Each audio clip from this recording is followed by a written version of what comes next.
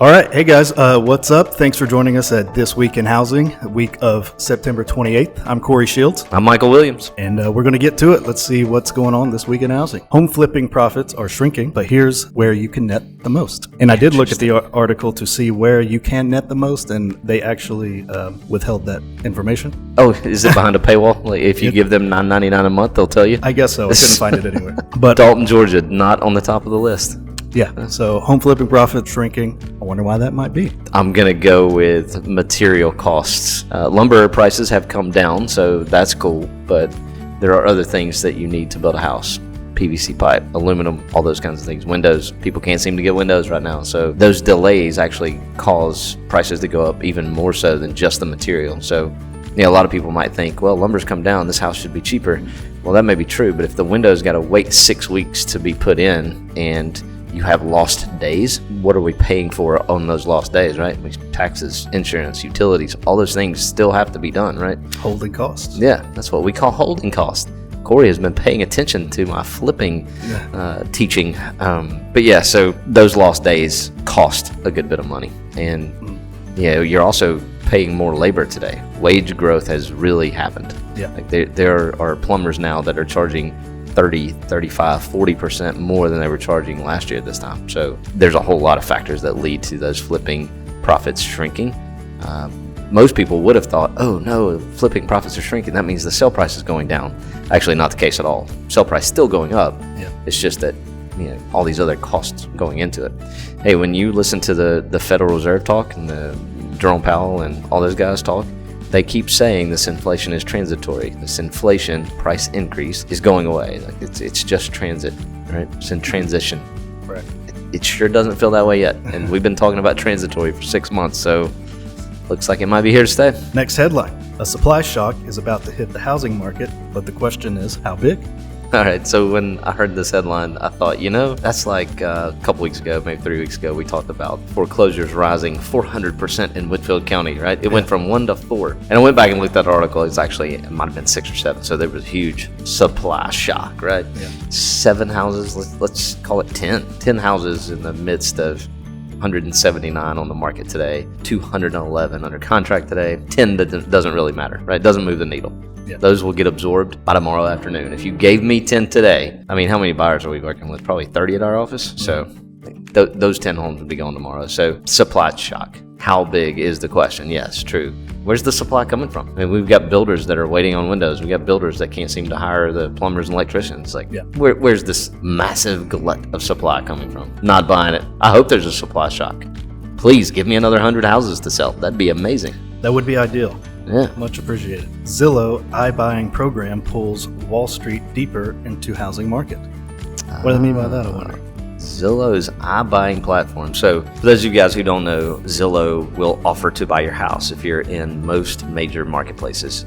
There is a market in Atlanta for the Zillow iBuyer program. That's what it is. They will make you an offer on your house, sight unseen, and they will make it super convenient for you to move out. The downside of that is, what are we missing here? Like, what are we not seeing, right? So there's usually a convenience fee, which is very close to the commission that we charge. There's a few other fees involved in it, transaction fees, those kinds of things. So the offer also has to come in low enough that they can fix whatever they need to fix in your house and still sell it and not lose money. Their operating costs are massive. They may offer you, let's call it 85% of true market value and give you all the flexibility you want, right? Mm-hmm. The problem for them is that 85% gets eaten up really quickly in their operating costs, right? They're doing a ton of advertising right now, so their advertising costs alone are through the roof. So Zillow has been mostly for its history unprofitable, and so they're willing to lose money. How long can they do that is a question, right? So as the headline says, they're pulling Wall Street in.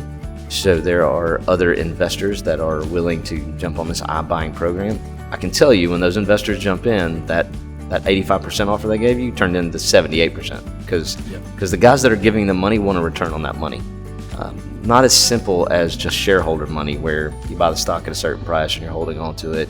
Shareholders are a little easier to please than what I would call venture capital investors, right? People that are giving large chunks of money.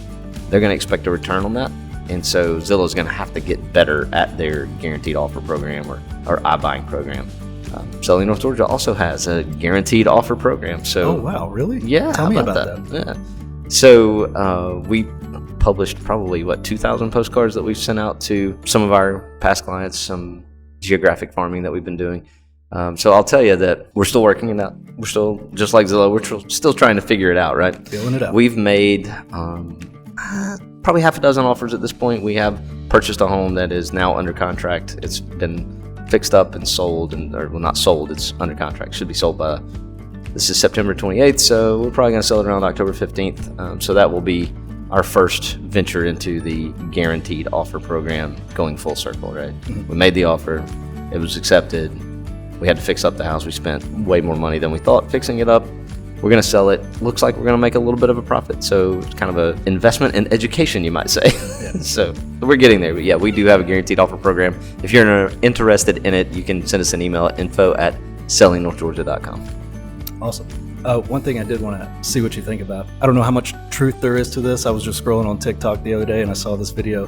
This guy was talking about Zillow and some of their buying strategies. He had said they seek out certain areas to where, for example, in a very hyper-focused area, they'll buy up like 10 houses and they'll probably pay kind of like what you said, slightly discounted, but still maybe a decent price. And then they'll buy an 11th house and pay too much for it. And then when they go to sell these, they'll use that as the comp.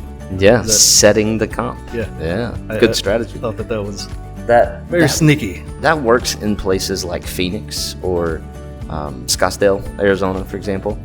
Planned communities that are super large, that very homogeneous housing. Yeah.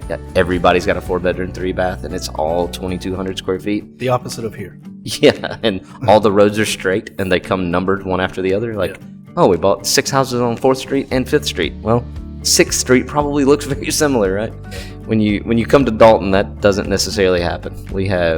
I literally was driving down the road. I was actually talking to you when I was driving down the road, and I told you, I said the words like, oh, well, this $80,000 mobile home is right across the street from this $500,000 house. Yeah. Zillow will get tripped up if they start looking at the neighborhood and saying, oh, we can pay $500,000 for this mobile home. Yeah, no problem, right? That house across the street just sold $500,000. Perfect. That's funny. So it's This Week in Housing. Let me flip the table around here, Corey. What is happening this week in housing for you? What are you sensing from buyers and sellers in our marketplace? Right now, in the past week or so, the couple of realizations I've had are kind of on the upper end, which I would consider 300,000 plus being the upper end in our market. It does seem like buyers are kind of catching on to the fact that sellers are really fluffing the price, some of them. They must be watching our show because we talked about that a couple weeks ago. They must be. There you go. We got a lot of fans out. So yeah, I think a lot of buyers, particularly in that range, are kind of catching on and maybe not willing to come in as hot as they would have maybe, I don't know, 6 months ago or something like that. But I still think it's kind of, people are still coming in hot on the 160, 180 sort of range. First-time home buyers still really anxious to get out of that apartment or rental house. Exactly. Really eager bunch of folks there, but not so much the case, I don't think, on the upper end. Yeah, we've got a tenant that recently got pre-approved and wanted to stay in the 160, 170 range and then quickly realized, hey, I'm approved for over 200. Let's bump that up a little bit. The amount of house you get for 200 today, far superior to the house you get for 150 today. Yeah. There's a big gap between those two. As a matter of fact, we've got some new construction in Chatsworth right now it's beautiful home. It's got tongue and groove ceiling, vaulted ceilings, nice view of the mountain, and 1,260 square feet for 200. So those houses are out there, and that 200 mark is really attractive. This week in housing for us, we are attending the Chamber of Commerce Business Expo tomorrow. Tomorrow will be Wednesday for us. 9 to 10:30 is the first breakfast for the exhibitors, and then it opens up to the public from 10:30 to 3. So that's where we will be tomorrow.